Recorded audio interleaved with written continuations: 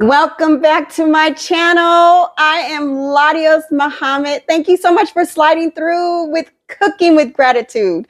Oh my God, I am so sorry I have not released a video. I'm going to desperately try to release one once a week and have a new story. Now, I was debating to do this, but I'm going to do another movie review, and I'm sure you guys can guess what it is. And it is, of course, Sinners. So I figured it's been out long enough for everybody that it's not going to be like, a warning that I'm telling the whole story. So, anyhow, I'm super excited. I just want to basically say that this channel started because I had a lot of losses last year, several losses. And one of the things I came across during the wintertime, I seen someone who was homeless. During Ramadan, when I seen a mother and a child who was also homeless. And I just thought to myself, that I should be grateful because I still had a roof over my head. I still had transportation, clothes on my back, and I was still able to eat. And so I did my first video, I think right after the inauguration or something like that, or before, whatever. I don't remember, but it was right after the administration, the new administration. And I just wanted to just kind of put out what was going on, but I wanted to show my gratitude. And so what this channel is about cooking recipes, healthy recipes, and telling stories. And so today I'm just going to talk about Sinners. So it's not a spoiler alert because everybody's seen it. At least I hope it's not a spoiler alert. If you have not seen it, please do not look at this video. But the dish that we are cooking today is attributable to Sinners. So it is going to be vegan spaghetti. So you're like, how is that attributable to Sinners? I'll tell you. So of course in Sinners, there was a practicing hoodoo. I think she was more hoodoo priestess because she did a lot of herbs and stuff. So I would say she's a hoodoo priestess. My family from the South, Louisiana, they practice voodoo and hoodoo. Of course, they were standard Christians. But that's just what they practice. And so there is this old wise tale, and I really believe it's true. It's not really a tale, but Black people don't eat spaghetti because if you wanted your man to stay close to you and never leave you, you would put a little bit of your mincees in the spaghetti sauce, feed it to him, and he would never leave your side. Also, there was another one where my mom used to always say, never let somebody put their hands in your hair. Also, like when you brush your hair and comb your hair too, like sometimes my grandmother would burn the hair, or my mom would like flush it down the toilet, but never leave your hair out just hanging, or, hair in a brush and a comb, because basically if someone who was in love with you or obsessed with you, and they wanted you to love them back or keep you close to their side, they could take a lock of your hair and bury it in their backyard, and you would never leave their side. So today we are going to make vegan spaghetti. Now, in How to Eat to Live, the messenger, the most honorable Elijah Muhammad, said that spaghetti is not really, pasta is something that we as Black people should not eat, or just people should not eat anyway, because it's really hard on the digestive system. So a vegan spaghetti is just another alternative. Of course, I'm not a pasta person at all. Like if I go to an Italian restaurant, I'm going to order the eggplant parmesan. That's as far as pasta as I go. But I'm not just a fan of pasta. Also, spaghetti squash has some nutritional value, like vitamin A, C, B6. Also, it's good, important because it gives you energy for your metabolism. It has potassium and helps maintain healthy blood cells, and also folate. So this is just another alternative. I've already, me, I've already chopped up. I soaked them in my distilled water. Well, this time I did it wasn't distilled. It was purified water. And with vinegar in it. Well, filtered, not purified, filtered. So I already chopped up orange and green bell peppers, garlic, and then some, what do they call them? Scallions, some scallion onions. And then I did some purple onions, lots of onions. I love onions. Onions good for your blood. So then we have what we call, let me just take this little thing off here, I'm going to take this off. It's a vegan sausage. I am not, okay, so when I think of vegan, I know vegans, like vegans are so close to vegetarians. The only thing is some of them don't eat honey. They don't eat, some vegans don't eat honey, but also they don't eat any dairy products. Okay. So what I found is a lot of vegans eat a lot of processed foods. Like they eat a lot of processed meats. I like the fake meat. I don't do that.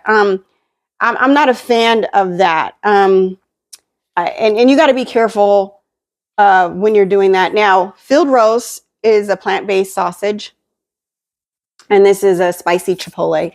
It is still along processed meats, but this is if I do eat any type of meat, like a vegan meat, and I typically don't. Like for me, vegan, I eat a lot of fresh vegetables and fruits. That's what a vegan to me is. And juices. I don't understand why you would want to eat something that tastes like meat that you used to eat. Okay. But anyway, this is the only vegan meat that I will eat. Again, you still have to be careful because it has wheat gluten, and gluten is not the best. Otherwise, you can put in real meat and substitute real, turkey or beef sausages. But this is going to be a vegan dish. And so I am using Del Grosso organic tomato paste. Now, you can make your own paste. This is just for storytelling. So we're not going to get too deep in making the paste, but that's why I kind of prep everything beforehand. So let's start cutting up the sausage and preparing the sausage. The vegan sausage, the spicy chipotle field roast sausage. Okay. And as I'm going to start, I'm going to cut open the package, and then I'm going to take like 2 of these sausages. Okay. I want somebody who is an incredible chef teach me how to make. I mean, like I really don't eat vegan meat, but I would like to see how to make this from scratch and as organic and healthy as possible. Okay, so we're going to cut open the packet, and I'm going to get the oven. Well, first I want to get it cut open, and then I'm going to just start talking about the film. So, I'm hot. I'm so hot. Let me turn. All right, I'm back. I had to open up the windows. I am so hot. It's been raining like cats and dogs in Colorado. So I got my sausage all out, and it's so good. And so what I'm going to do is I'm going to just slice them. I'm going to slice them like little sausages. And then what I'm going to do is I'm going to fry them, or saute them, whatever, on the stove. So let me get my, I like to get my pan nice and warmed up for you. Okay. Try to get it all nice and warmed up. All right. So the pan is warming up, and I'm going to start. And again, I'm not really like giving a super analysis, just what some of the things that I observed in the movie and that I felt in the meat, what it meant for me. It doesn't have to mean it means that for you if you've seen it. But these are just some things that I just thought was good. Ryan Coogler I thought the movie was incredible. I've seen it 3 times. Yes, 3 times. And you want to know something interesting? The first time I seen it was on opening night, and there was like less than 10 people in there.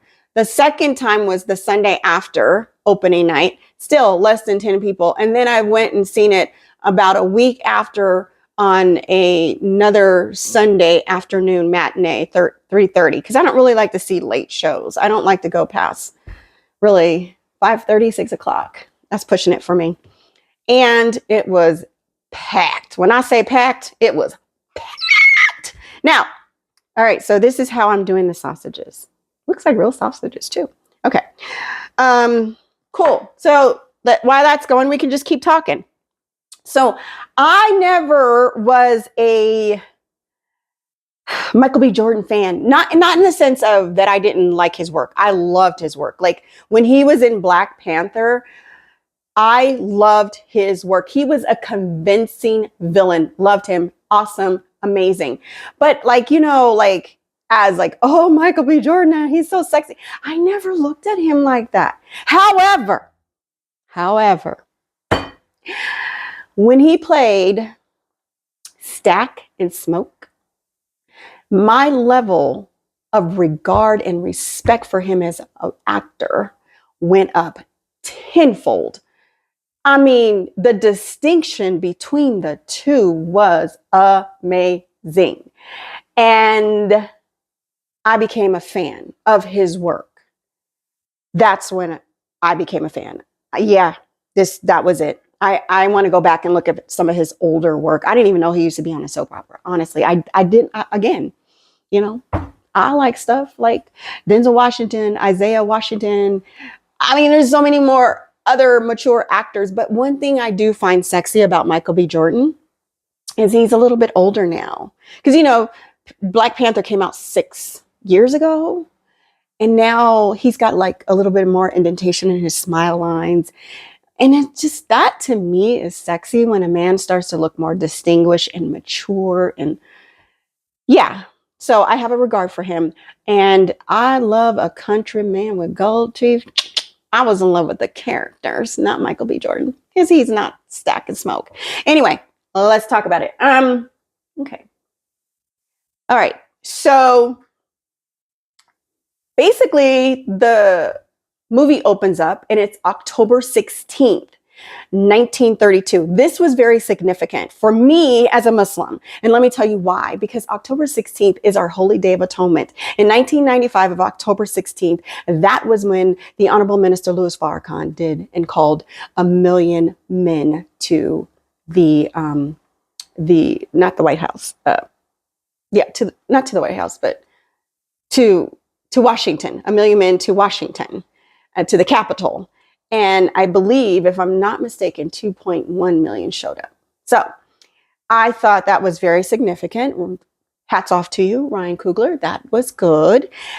So it opens up with the protagonist, who is Sammy. That like everything is revolved around Sammy. Okay, so, like literally there's like a prelude about people playing music and how music can just go in the depths of your soul, and it can just make you happy and it can heal you, which it can be true. But music can also be a form of, it can bring about evil. Now, and I thought that was really important as well, because let me explain to you why. Because like, there's people who would listen to music and they would be listening to something repetitively, especially if it was like demonic music, or I like rock music, but not like heavy metal demonic rock music, or I don't like that. But anyhow, that stuff has like, inspired people or brainwashed people to go do some things. So that was great. So that was like the prelude. But this guy, Sammy, let me see if I can get their names, because I got my laptop over here. The guy who plays Sammy, oh my goodness. Pause. I'm back. Sorry about that. Oh, let's get this party started here. That my alarm on my door was going off. My keypad. So I guess the batteries are dying. I think I need a new keypad because it was doing some crazy stuff. Anyway, I'm putting the olive oil into the pan so I can prepare for it to do the sausage. So as I'm getting this in here, I'm going to put this in here and start talking. So Sammy played, they don't have his name. I'm so sorry, because that was not, I don't have his name, but he is an actual singer. This guy is just a beautiful being. So Sammy, he just wants to play the guitar. He has a special gift, but I don't even think he knows how special his gift is. It's so special that he can heal. I don't think he knows he can heal, but he can also call in the demons, which is kind of what he did, not knowing that he did it. So it opens up with Sammy basically riding down the street in his car back to the church, his father's church. Let me put this over here. Back to his father's church. And I'm going to start warming up some of the vegetables. No, I don't need to now. Anyway, so he starts going to the church, and he has a broken guitar, and he just has kind of like part of the handle of the guitar, and he goes into the church, and that's where the movie kind of opens up. And then, so that was that day, which was Sunday morning. So they go back 24 hours back. Now, opening up, you see, you're introduced to Stack and Smoke, and oh my God, I love Smoke. I like Stack because he was fun and he laughed a lot. He always had a smile, didn't take too much seriously. But I love Smoke because he seemed like the protector. He had a mind. He was educated. He was just, oh man, he was amazing. Anyway, so if I had to choose between the twins, it would be Smoke. All right. So anyhow, Stack and Smoke are waiting for, they went and robbed Capone. And so what they want is a little piece of heaven on earth, basically. They want some freedom. And they've already seen the big city in Chicago. So they robbed Capone and a whole bunch of other gangsters and came back. And they said, I want to deal with the devil. They wanted to deal with the devil that they know. Now, here's the interesting factor, because there's those devils that are overt and those are who are covert. And the sheriff is selling them an old meal to an old, mill, to wheat mill, with some type of mill to them, that they want to make it into a juke joint.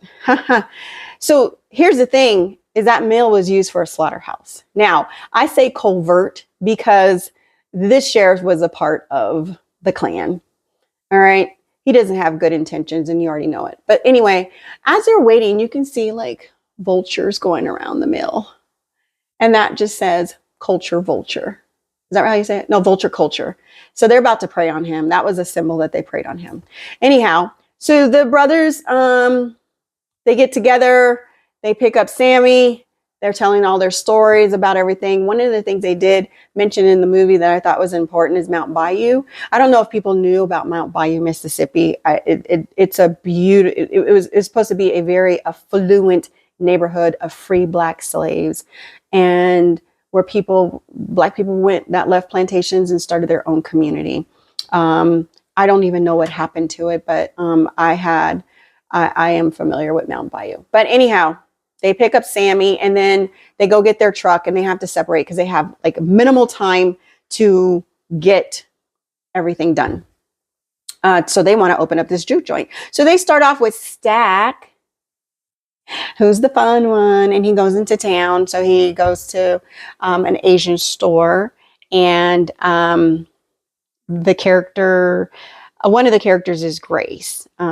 He meets with her husband, and they embrace. And I love that they made the alliance between the Black and the Asians. I just thought that was a beautiful concept. And people have debated, like, what were Asians doing in Mississippi? But there's so many Asians that are in the South. You got to remember, they came through the railroads, and then they probably worked their way up and started opening up their own stores. I don't know if you ever looked at older Westerns, because I grew up on old Westerns. My mom loved Westerns.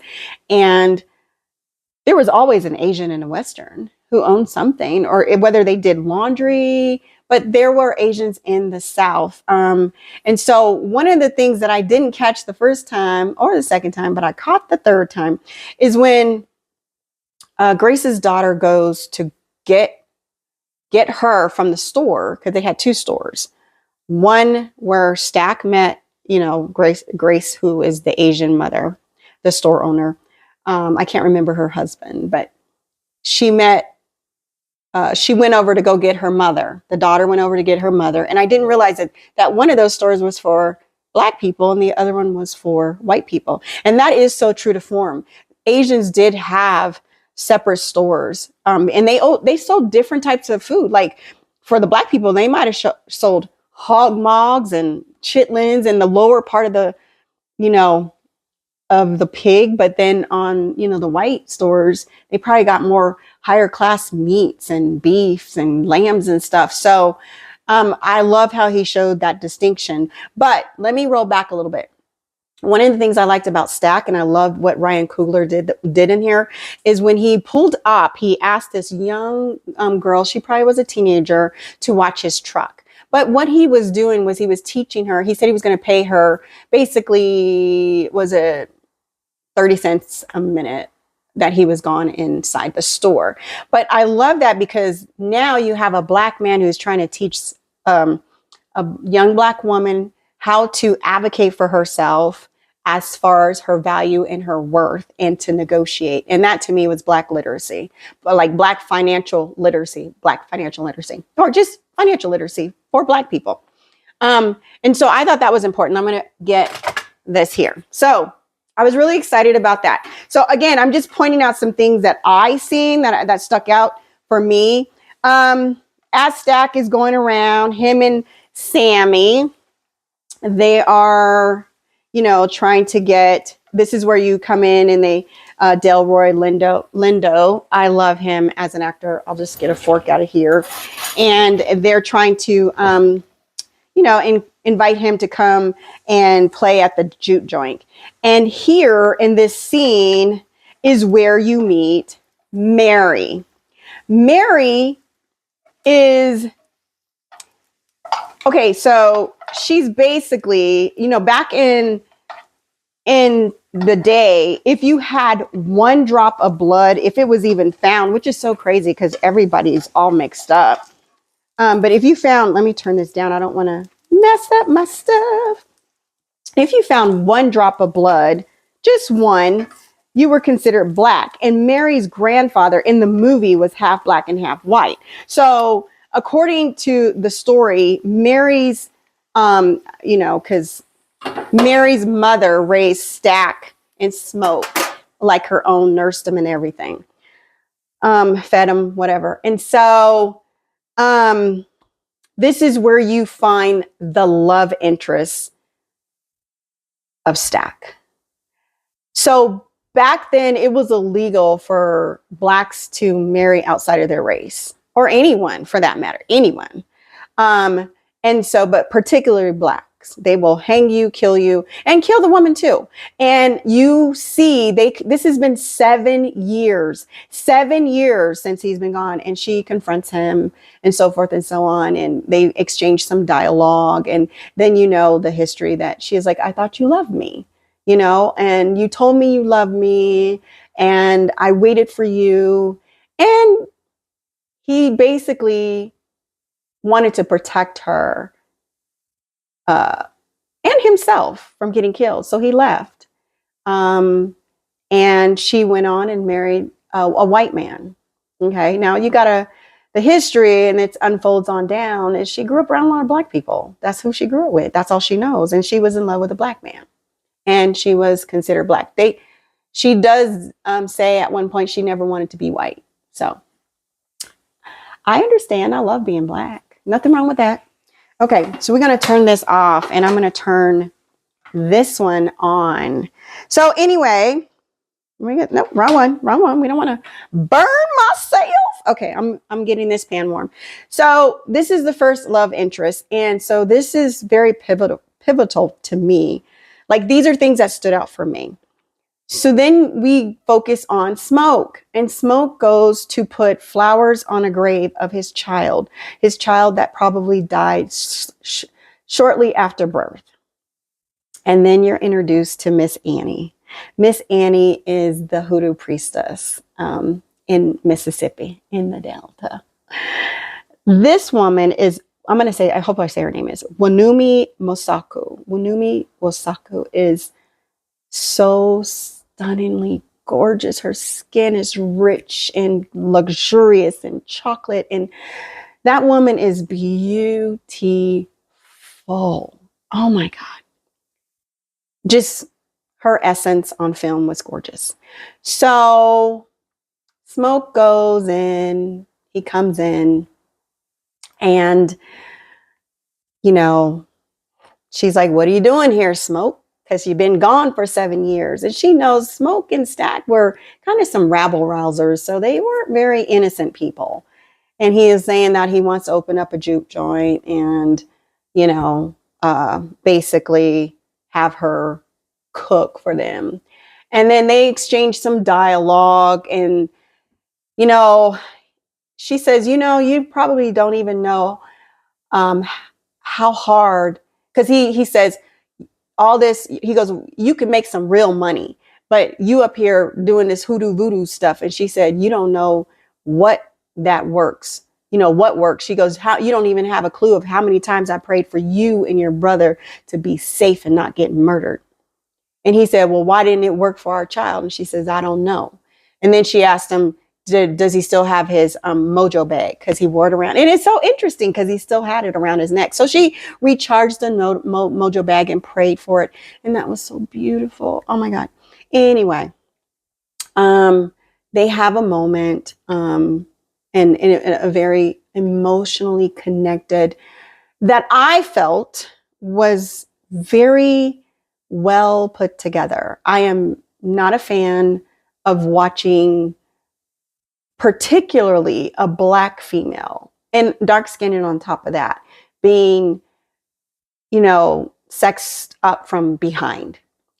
However, I will say that Ryan Coogler did an excellent job, and you can feel the tension, the passion, and I just fell in love with these characters. So, but what I want to say is these men came back 7 years and these women were still in love.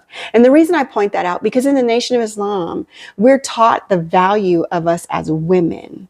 We are so valuable. I did turn that off. I want to just make sure I turned it off. Okay. We are so valuable. And we're also taught that a woman truly falls in love once and maybe twice if she has an opportunity to heal, but she only falls in love once. And these women were still in love with these men. That's how you know it's real love.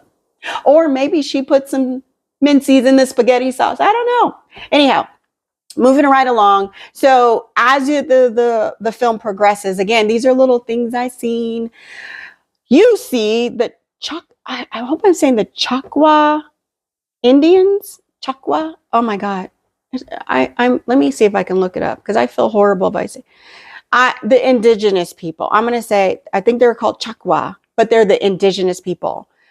The Indians running after this white man who's screaming in the desert, finds his little shack and knocks on the door, says, let me in, let me in, let me in. Okay. This is great. Nice and beautiful. Okay. Now, again, these are just things that stuck out for me that made me just love the movie. So the man comes to the door and he says, hey, they're trying to kill me. They're trying to kill me, talking about the indigenous people. And he's all like really bruised up. So it's kind of unbelievable that they tortured him or anything. But when I went to go see the movie, the first time I did not know it was a vampire movie. And I absolutely love vampires. But let me tell you something. I never looked at the trailer because when these days you look at a trailer, you see dang near the whole movie. So all the good stuff. So I never looked at the trailer. I just like, oh, Michael B. Jordan, let me go check him out. Because they were just talking about it. So this is when I realized he's a vampire. So he says, I got money and he has gold. And here is where they let him in. Okay. Boom. All right. So with that said, they let him in. And then the indigenous people, and I really want to know, how do you oh my God. Because I really want to say it. I don't want to say it wrong. And I'm just going to say indigenous. I think it was like Choctaw Indians. And forgive me, because my family has indigenous ancestry. So they knock on the door, and the woman, the white woman has a rifle, And they're saying, there's a man, we're looking for a man, he's not who he seems to be. This is important. And let me tell you why. Okay, so we're letting this, warm up. This has warmed up nice. I'm going to put all of my vegetables that I put in here into this pan. So he says they're not who he's not who he seems to be. If your wives don't let him in. Now, I'm going to do some urban blends. This is some blends that you can get through the Nation of Islam. I'm going to tell you why I think that's a very important line. Because it just reminds you of when the people from Europe came over here and stole the land from the indigenous people. And they pretended to befriend them, and then they enslaved them. So him saying they're not who they need to be is an important factor, because he's identifying, let me turn this down because I don't want my vegetables to burn. He's identifying that they are imposters. And that was a very important scene. Of course, she tells them to leave, and he goes, well, if you let them in, I'm really, like he said, I'll pray for you. And he said it in his own language. I pray for you, like I pray for you. Because he knew that he was a demon, a vampire demon. Okay. Oh my God, this is looking so good. And I am so hungry. I have not eaten all day. Okay. Okay, I take that back. I did have some animal crackers. So I got off my 1 meal a day, but it's okay. For the most part, I'm on point. So this is cooking. So before that scene, there was, I believe it was 3 vultures going around, and that just reminded me of vulture culture. This is a vampire, and he's about to try to take, the culture of the music of Sammy. So now, fast forward, we're at the juke joint. Now, I'm going to put a little cayenne pepper because I love a little spicy. Yep, I do. I'm spicy, but I don't like my men spicy. I like my men very calm, like a country man, with a cool head, funny, great sense of humor, very methodical. Yeah, that's what I like. Okay, anyway. Another story, another day, another time. Okay, so we move fast forward into the juke joint, and it's the first time that, go back. Fast forward, okay, go back. After you see that scene, there's a scene, and I might be getting the scenes wrong, but there's a scene where Sammy actually plays for Stack, and that was like actually before the vampire scene. And he plays so good that Stack is like, whoa, he is mesmerized. And this is where you know at this time that this man has a gift beyond the veil of this world. Okay. So we move on. Fast forward after you've seen the vampires. We know there's vampires. So now they have the juke joint. And everybody's having a good time. There's the first opening of the juke joint for Stack and Smoke. And, they're trying to make some money. Well, you also learn here that the slaves are using wooden nickels and, little paper money, which, of course, is a very important thing, because when we had our own, like they had Mount Bayou, they had, what is the other one? They did a movie about it. I'm going completely blank, and I don't know why. But these towns, these cities that we had that were Black owned when we were freed, Rosewood, remember Rosewood? And we had our own little, Black heaven. And we had doctors and lawyers and everything. And I'm sure we did our own bartering system. So again, that was important because we had community. We had community. There was husbands and wives. There was marriages, there was children, everything was solid. Okay. Okay. And so Stack and Smoke were trying to create themselves a little bit of heaven for themselves. They wanted to create a business. And, it probably wasn't like the best business because it was similar to having a liquor store in your neighborhood, but it was something for them to get started.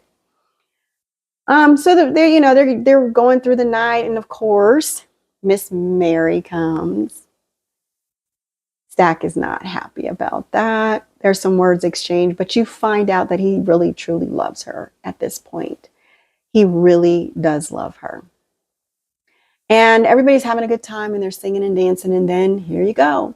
You got the guy who knocked on the door of those two the one white married couple. He already bit them. They're vampires. And they have a little banjo, and they come and they're trying to come in. Of course, they can't get in. Not going to happen. Not going to happen. Okay? Not going to happen. So they can't get in, and they try to convince themselves in because you have to invite a vampire in. Not going to happen.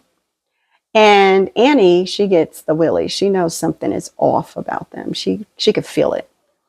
Now, here's the thing.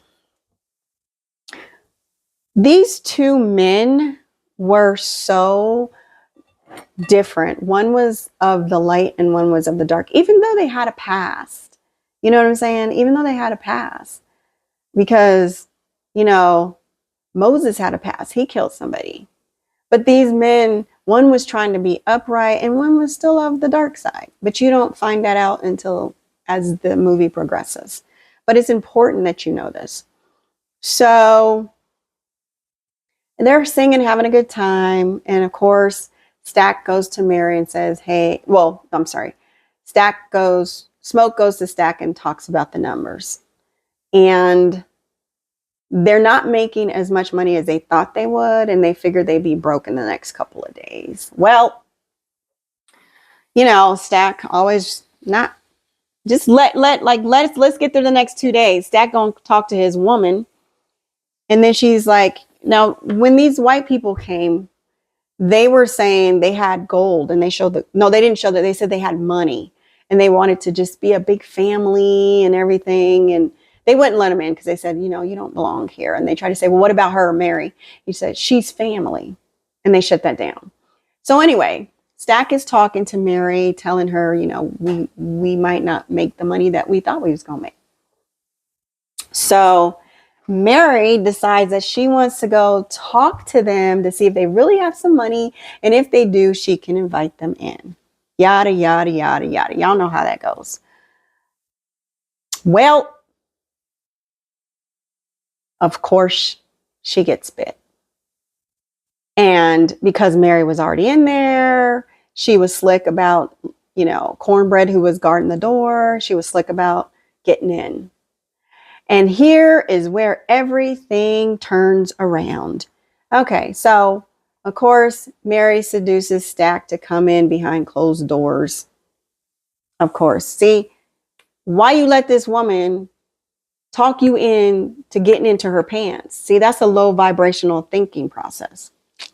In the juke joint on top of that. But it is called sinners. So you're going to get what you pay for.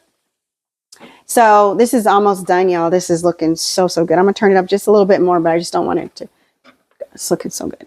So, and I already cooked the spaghetti. I baked it. And this is what it looks like.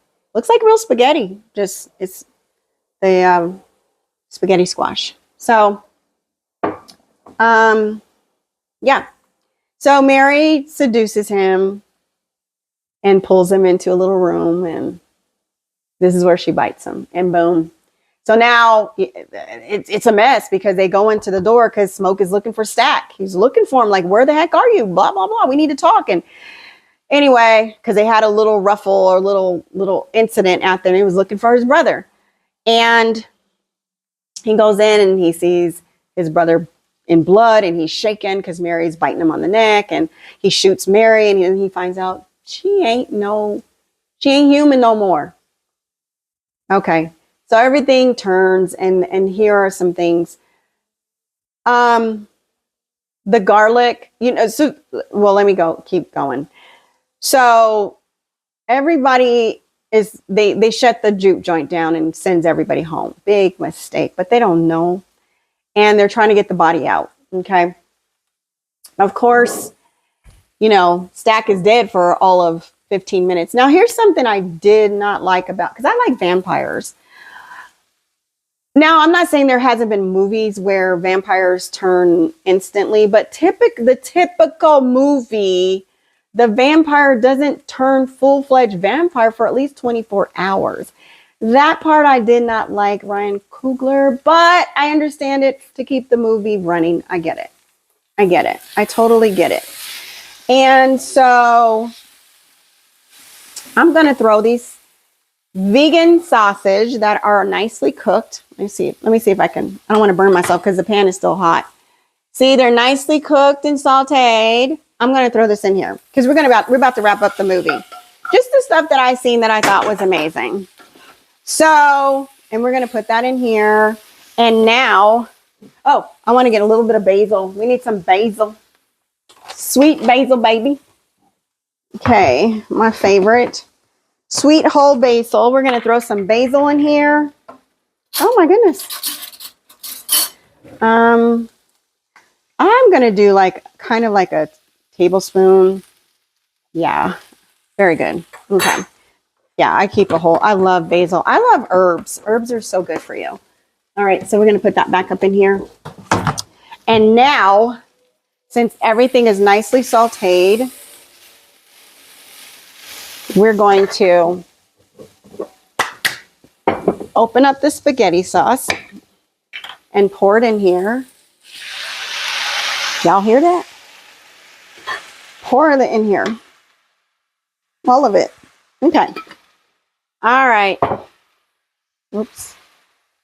Oh my goodness. No. Okay. So,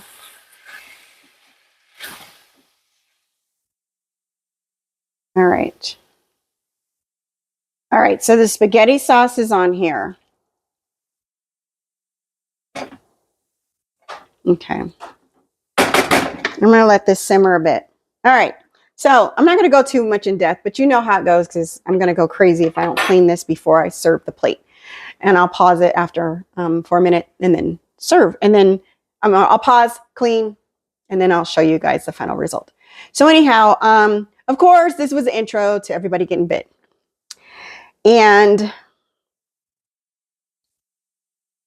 Annie tells Smoke that if she gets bit to please relieve her. And, this is when they realize these are vampires. And then Annie tells Smoke that if she gets bit to relieve her, to release her spirit, because she wants to meet, she got somebody on the other side and that they're waiting for him to. And so, of course, the vampires, they get in because one of the members, Miss Grace, invites them in because she's, you got to see the movie. I don't want to go into step by step by whatever. But anyhow, they're all fighting. They're trying to kill each other, kill the vampires, so forth and so on. And then, wait a minute. I got to back up. I'm sorry. I did miss a very pivotal point in the movie. When they opened up the juke joint in their everybody's dancing and singing, but it was when Sammy came on and he sung his blues song. And then you see all of the ancestors from past to present to future. So you've seen the African dancing, then you've seen more blues and jazz, and then it went into hip hop, and it was just a beautiful scene of how much culture we have as Black people. And this is very important. I'm sorry I missed it, because you see them dancing, you see you see all of the airs, the different musical airs, and that was amazing. Thank you, Ryan Coogler. That was great. So Now, again, Grace invites because she's upset and she cusses and says, come on in. And, that's how they got invited in. So long story short. So there's a big fight. Everybody's fighting. And it's so funny because there's only like 5 or 6 of them against a whole bunch of vampires. But somehow they seem to get them.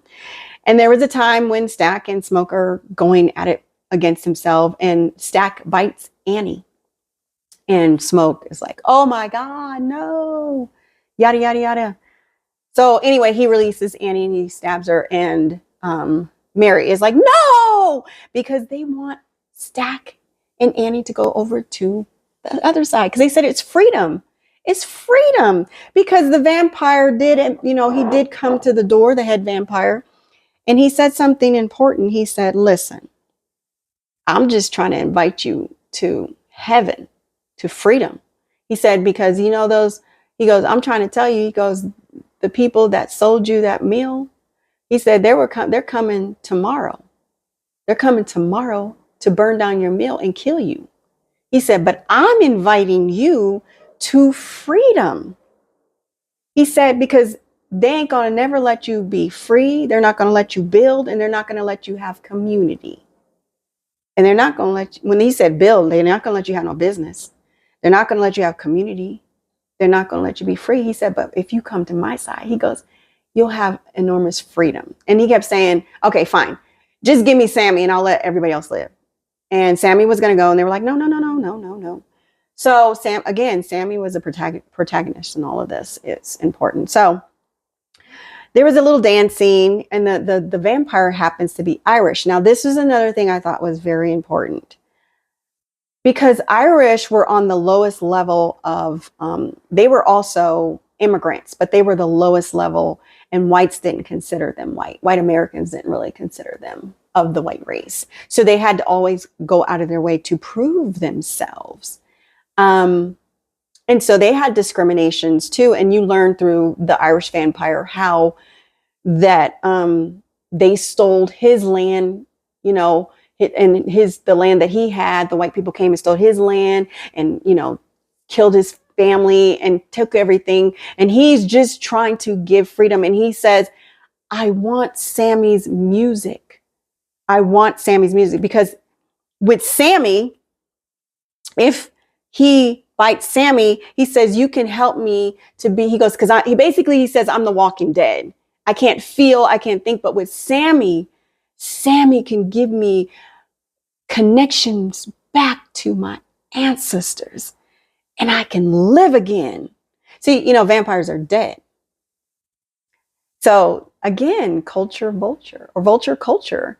They live through our music. They monopolize and make money on our music, on the entertainment, from movies to athletes to anything that they do.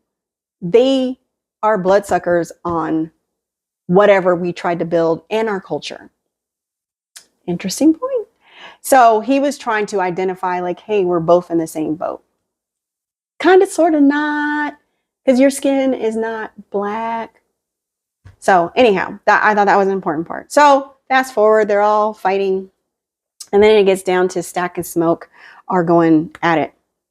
I'm going to turn this up a little bit. And so now what I'm going to do is I'm going to warm up a little bit of my spaghetti squash. I don't like to dump all my spaghetti sauce on my squash because, yuck.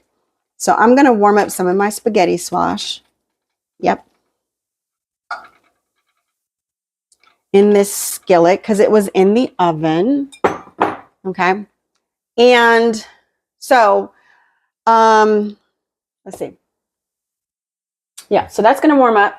So yes, so there was a fight between Smoke and Stack, and Smoke was on top. He was about to kill him, and he said, I'm sorry I couldn't keep you safe. And he said, it's okay, brother, you always have. And then you kind of see that scene kind of fade away. Eventually, everybody's fighting. Delroy Lindo, who ends up, sacrificing himself so Sammy can get away. Sammy gets away. He jumps out. And of course, the beautiful vampire, Remick. His name is Remick, played by Jack O'Connell. Remick. He did an excellent job. He goes to grab him. Now, there's something that is interesting. They ended up in a pond, in a pool, like a pond, not a pool, but a pond or a lake or something. And he kept dipping Sammy into the lake, not to drown him. I felt like it was a baptism to prepare him to have freedom. I thought that was a great source of symbolism. Then, let's see. Give me 1 second. I'm going to pause for this. I just want to clean, and then we're going to start adding the sauce and everything and putting everything on the plates, and it's going to look lovely. Give me 1 second. I'm back. Okay. My OCD self definitely had to clean. I usually cook while I clean.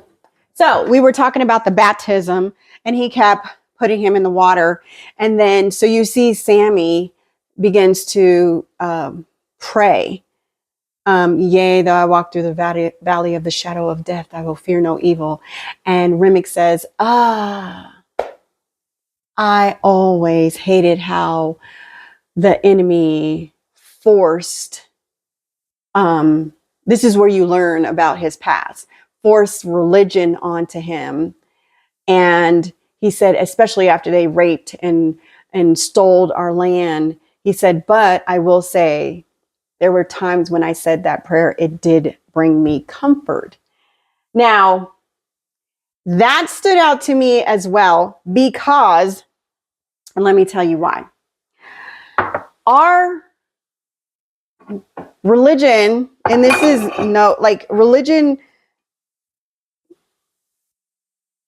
So as we were navigated from Africa, our original religion was Islam.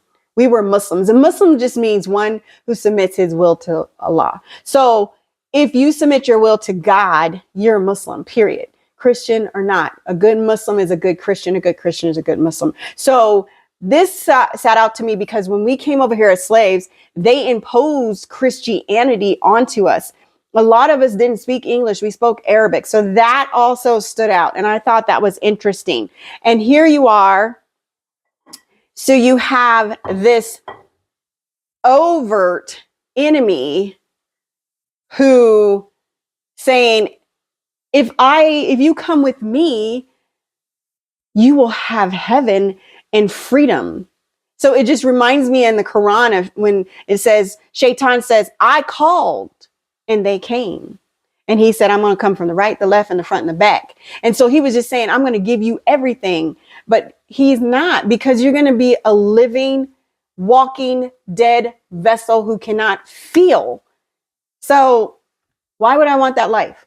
So anyway, of course, there's a struggle between Sammy and Remick. And Sammy hits Remick in the head.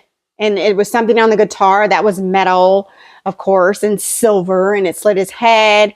And of course, now at this very particular time, the sun is coming up. So the cool thing is when Remick bites anyone, he encompasses all of their thoughts, all of their history, their feelings, even their language.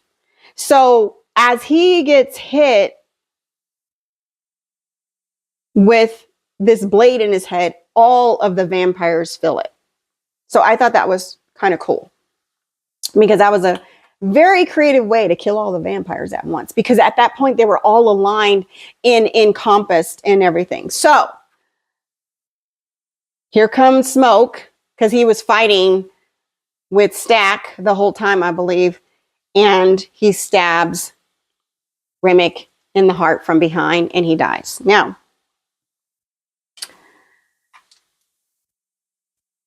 basically, the ending is because Remick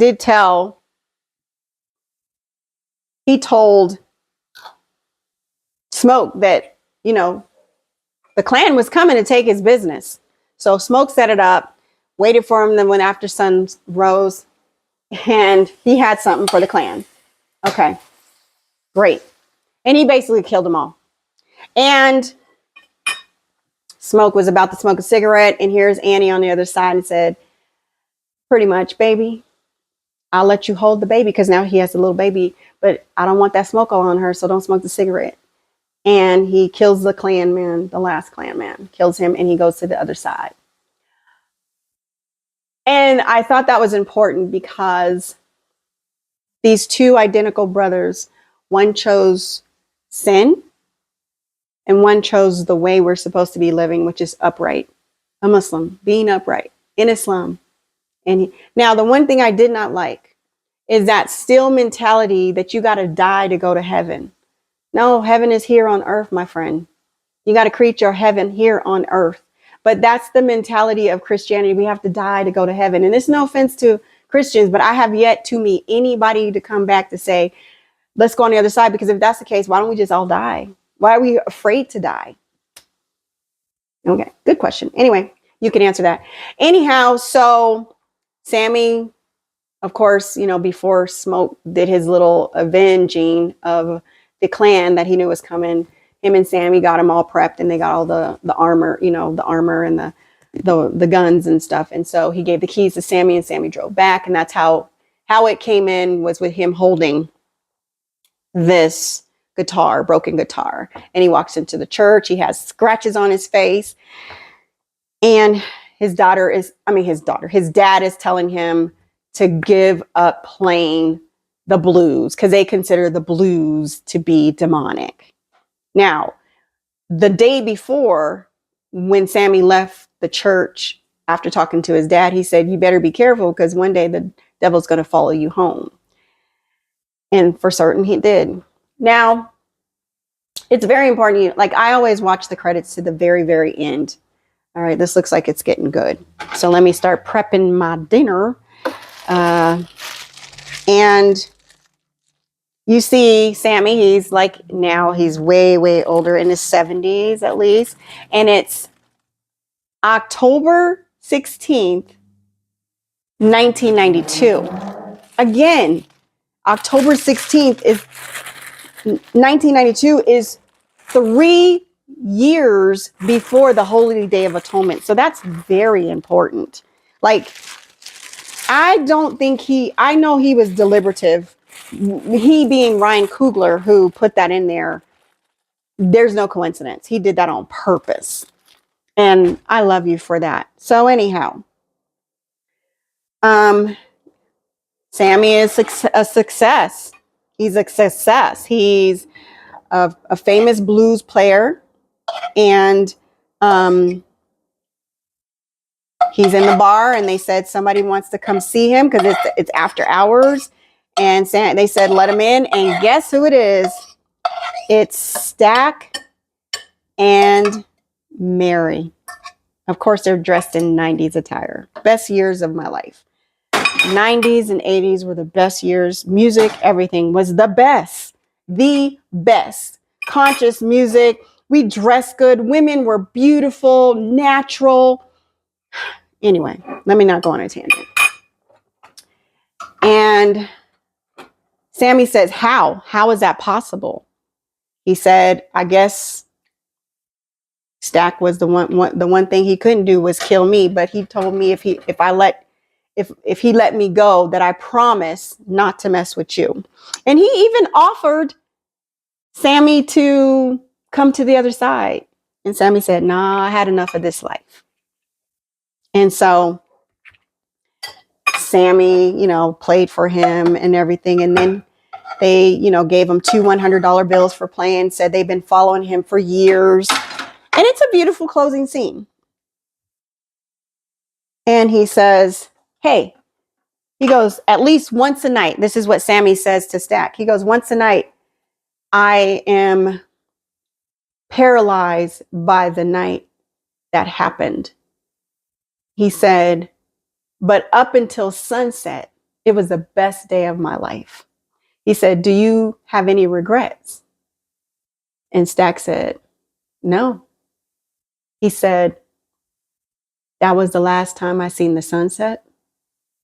That was the last time I seen my brother.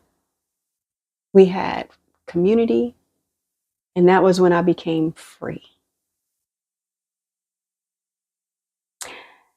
And that put some thought in my head because he chose sin. He chose sin to be free. And a lot of times we sell our souls for riches, for wealth, for fame. But it was a very powerful, powerful movie.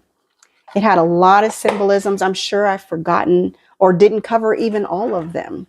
I'm sure that I missed some, but I would love for you guys to share what you thought if you caught something that I missed. I mean, those vultures were very important.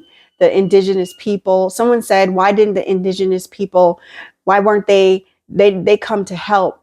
Because they know that the vampires are more powerful at night. Duh. Oh, God. That's when the vampires are powerful. They're not powerful in the day. I do wish I could have had a little bit more history of the indigenous people, but I know the movie can only go so far. So I get it. Anyway, that was an incredible movie. I love it. I am now officially a Michael B. Jordan fan for his acting, not because of his looks. He did a stellar job. I hope they both get some type of recognition for an Oscar or Tony Oscar. I don't know, whatever those awards are. You think I know because I'm an actor, but I don't care about that so much as doing good art. And we did good art, and he has blown the box office just blown him away in the box office. So my dish was vegan spaghetti squash. Look at that. And I put some broccoli. We had a similar broccoli theme in my last episode. And I also did a little salad here. And this is little tomatoes, bell peppers, cucumbers. All right. So this is my vegan. Oh, yes, that is some cheese. So let's say vegetarian. All right. Anyway, y'all, I want to say thank you so much for hanging out. I appreciate it. I appreciate you sliding through, just taking your time and watching it. Please make some comments, comment, subscribe, share, say what you want. It's a free country. We got freedom of voice or speech, or so to speak. Anyway, I do appreciate it. Michael B. Jordan, excellent job. I hope Annie didn't really put a hex on stack and he ate the spaghetti. But anyway, Ryan Coogler, hats off to you guys. You guys did an amazing job. Thank you all for sliding through. Remember, get up and get out and do something for yourself. Until next time, see you at the top because the bottom is too crowded.